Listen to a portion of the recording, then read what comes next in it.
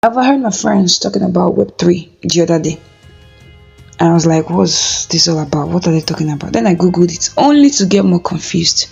So if you're watching this video, get ready to learn what Web3 is all about.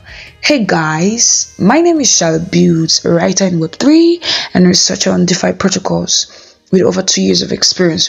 Welcome to my YouTube channel where I explain crypto related matters, Web3 and blockchain technology using stories and examples that will help you understand them quickly. So in this video's tutorial, we'll explain the Web3, Web2, Web1 evolution with illustrations, starting from a rough definition of what Web 1.0, Web 2.0 is. So let's get started with Web 1.0. It all started in 1994 when the internet was majorly full of bunch of information. Just information. So just read only. Read and get choked by reading. You don't interact with the internet.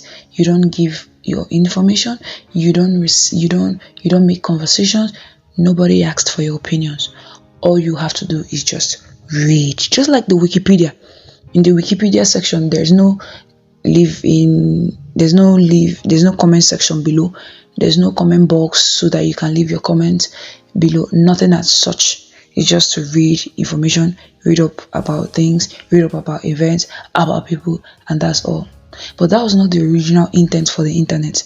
It was intended to have to have its power given to the people, where it's people who have the power to put up information and put down information. So we made us move over to Web 2.0 in 2004.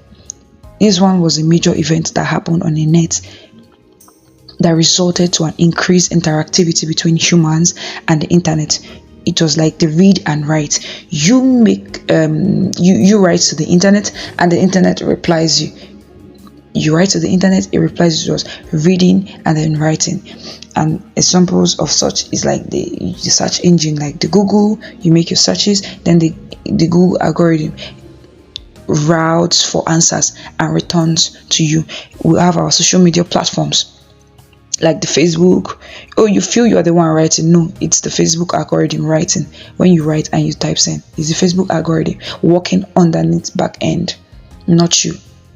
I'm sorry to burst your bubbles. Anyway, I'm not sorry, but that's just the fact. We have our e-commerce sites like Alibaba, we have Jumia, and what have you. These are Web 2.0 tools that came up.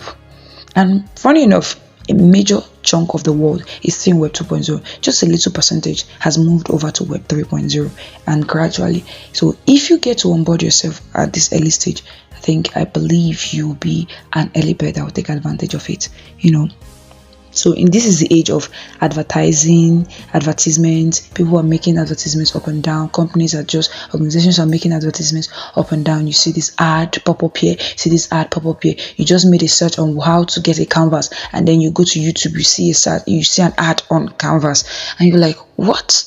So but unfortunately, there's minimum privacy. This major loophole, minimum privacy, is what led to the evolution of Web 3.0. And you know that we're still entering into Web 3.0. We're still journeying into Web 3.0. So they have their use cases which gradually start creeping majorly into the whole world. But for now, we're still on Web 2.0.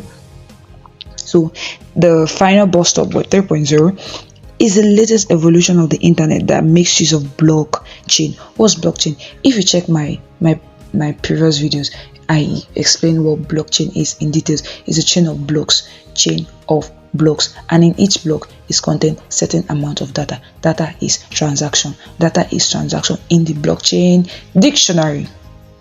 So in Web3, you are one of the use cases. What Web3 has to offer is that you are the owner of your content.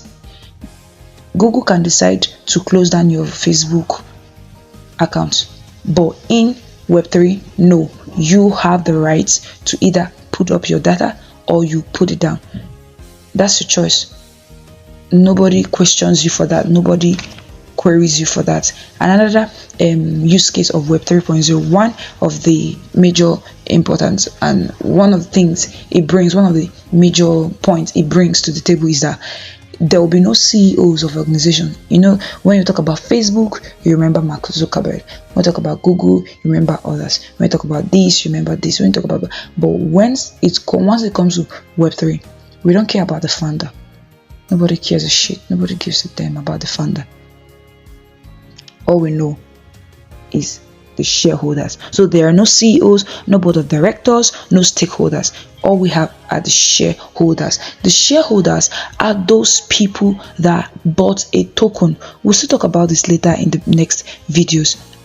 Are those that hold a particular amount of tokens in the company, in a particular company, and that company is just not any kind of company. It's called a decentralized autonomous organization because they run on blockchain. Now, in practical reality, what Web3 has to offer is that you can be able to buy goods from e-commerce sites, Web2 e-commerce sites, using your crypto wallet and cryptocurrency. So that's what the major thing it has to offer. So thank you guys so much for watching this video up to this point. I hope you enjoyed it and I hope you really learned something. If you do, you can do well by giving it a thumbs up. It will really go a long way and I really appreciate. Most of all, I hope to see you in my next video.